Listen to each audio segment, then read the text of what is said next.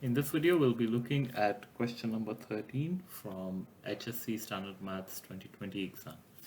This question came from the topic of algebra, and these kind of questions are what we have categorized as special formula. So there are some standard formula that you need to pretty much memorize, and the questions are very straightforward that come from there. So let's open this up. And this question specifically came from this back formula. So open this up. So what you're told is that Jake stops drinking alcohol at 10:30 and his blood alcohol content was at the time 0.08375. You're given the formula that how long it takes to reach the zero blood alcohol level, and this is the formula for that. What they're asking is what time the next day can Jake expect his back to reach to the point of 0.05.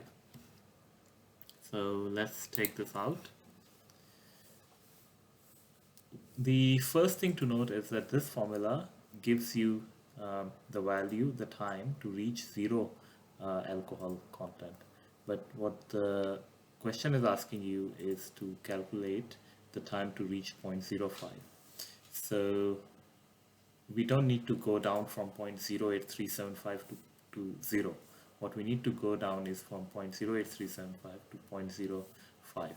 So basically what we need is the back that we need to work on is 0.08375 minus 0.05, which is 0.03375.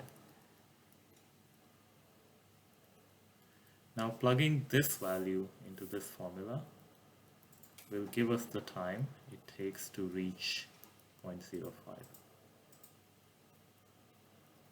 divided by 0.015.